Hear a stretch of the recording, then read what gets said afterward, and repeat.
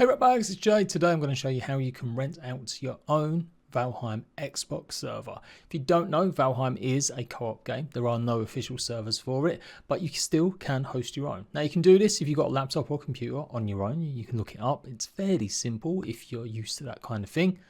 Or if you don't have access to that and you do want to be able to play with your friends in a persistent world, doesn't matter if you go offline or whatever, your friends can carry on playing on that Valheim server, then you can use sites like Nitrado to go ahead and rent one. Now, I'm partners with Nitrado, so you can use the links you'll find in the comment section and description, and you'll get 10% off by clicking on that specific link and then using my code. You should get 10% off.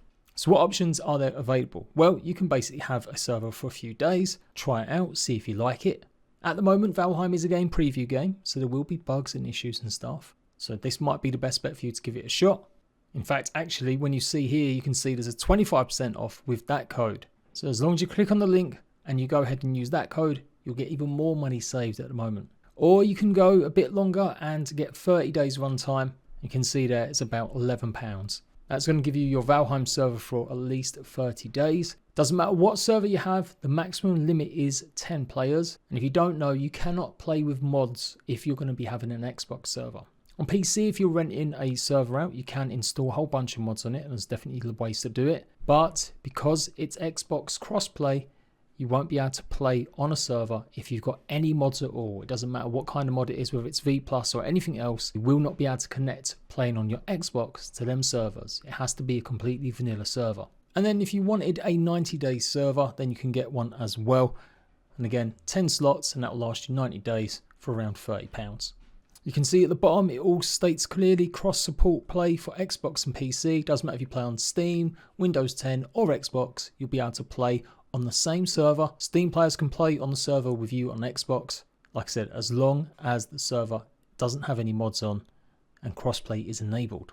If you've not made an account before from Nitrado, it's super simple. Create a username or password. You'll get to confirm your account when you get the email, and job done. You can pay via PayPal and Visa and all the rest of it.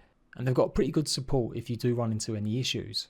I've never had problems with Nitrado. I've been partners with them for nearly 6 years now. I've had Ark servers, Conan Exile servers, DayZ, Rust, you name it. Everything under the sun if it's been a survival game. So once you've chosen whatever server it is, whatever length you want, you can even go longer if you really feel you're going to be hitting Valheim that long. You then get to choose like the data center, where you want it situated. And usually you just choose the one closest to you. They've got server networks all over the world, and generally that's how it works. So it just so happens I have got a Valheim server already good to go. It's been running a while now, and this is what the server interface looks like. You click on the Valheim server there, it'll open up more boxes and items, things to do. The only one you really need to worry about on here is edit guest access rights. If you and your pals regularly play together, you might want to give them access if they've got an account. And then that way they can also go ahead and modify your server if you're asleep or something has to happen or you want to do a restart. But yeah, once you've got your server installed, you then click on the web interface and it'll open up your dashboard. And this is where you get to control everything you want in terms of having your server. Now at the moment, Valheim is pretty limited. It's not like games in the past that I've shown you how to do this with things like Ark or Conan. There aren't no modifiers to change how many gather rates you can get for resources, reduce how many enemies you'll face. It is pretty basic. There are cheat commands that you can use within Valheim, but yeah, just a little FYI warning. There's not really much in terms of options, and that's across the board. It isn't something just restricted to Nitrado. As far as I know, other server providers also haven't got them kind of options. You've got lots of stuff going on here. That's your dashboard. It'll tell you how much is being used, the memory, and how many players are connected. You've got event log as well. We can keep track of anything that's happened with the server starting or stopping. And then you've got log files once the game is going live. Again, you don't really need to worry about it too much. What you do want to click on is General. This is where you'll change the name of your server to whatever it is you want. Create your password. So I think Northmen might need to be changed now. And then you create the name of your world. So the server name is what will show in the server list, but the name of the world is what basically everyone will see when they're in game. Now, most importantly, if you're playing on Xbox and you're going to be doing this, you need to make sure that crossplay is enabled. You will not be able to join your server unless you've got crossplay. Click Save Changes if you want. Then you can choose to whether have it public or not. If you don't want your server showing up in the Community tab in Valheim, then you don't have to. At the moment, I think the way that it is with Microsoft, every server has to have a password anyway, so it doesn't really matter. And then just click changes saved. Always a good idea to stop a server when you're doing any changes and then start it again. And you can do that here by these two buttons up here. So after that, as I said, there's not much terms going on what you can do. You can control the players though who are joining. You can create whitelists and more. This is usually done by Steam ID. Now if you're playing on Xbox, there is no Steam ID, but there is a unique number attached to every player, even on Xbox. So I've zoomed in game just to show you guys. If you press LB, RB, LT, RT and the back button or select button if you're really old, you'll bring up this little menu. It's a bit hard to read zoomed in, but there will be different numbers for each player that joins. You can see I've got my Steam account attached, so it's got my Steam number. Then it's got the Xbox number. That's my account that's actually logged in on the Xbox. So if you want to control who can actually join your servers without needing passwords, as I said, you can whitelist them, but you will need these numbers. So you'll need your friends to join your world at least once. Take a note of their Xbox number once you've pulled up this little command and box, and then that's it. That's what you should be putting in to the Trado boxes for whitelisting. And likewise, you can also ban permanently players. If someone has joined your server and done something that you really didn't like, then you can keep track of their numbers if you do, and you can also ban them that way too. Just FYI, you press the same buttons again to come off of this little screen: LB, RB, LT, RT, and the back or select button. You go into the file browser, you click on Valheim, and then in save data, you usually find stuff like the world, admin list, banned list, etc. and permitted list, which is the whitelist. This is a little bit more complicated. Honestly, you shouldn't have to mess with any of that. That's because your players can just look up the server by going into the community tab when they're in Xbox Valheim, and should be able to find the name of it there.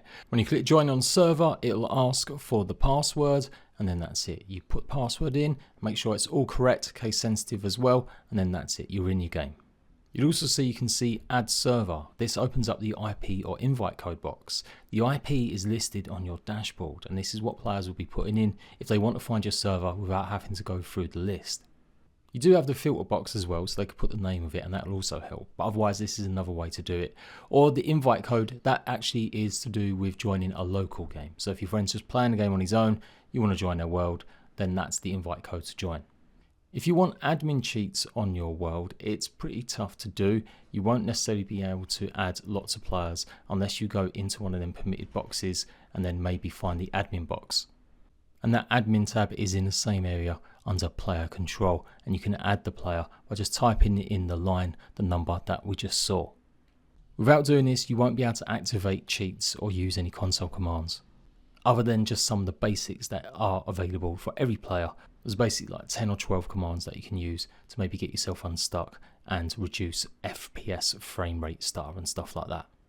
And that is pretty much everything you need to know about getting your own server. Like I said, Valheim isn't necessarily a big multiplayer game, believe it or not. It's only meant to be made for up to 1 to 10 players, and even 10 players can push the boundaries. So sometimes if you're all building huge bases, you will encounter more lag, even on a dedicated server, or your Xboxes simply won't be able to handle the huge amount. But you'll be surprised how much you can do on your Xboxes, and because the server's hosted on PC, it's definitely going to be a lot smoother and better running than you hosting it on your own little world. You could, if you really wanted to, host a game on a second Xbox, like I used to do back in the day for Ark, but that was always problematic. You had to have 2 Xbox accounts and stuff like that, and it was just a pain in the butt. The lack of resource adjustments or sliders isn't unique to Trado. It's actually to do with the game. The game devs just haven't made them options available yet, so it's nothing to do with the server provider. Hopefully one day Valheim will add more options that we can tailor and customize the world. If you found that useful, please leave a like. Check out the rest of my Valheim guides. If you need any help, ask a question down below. Until next time, ratbags, laters.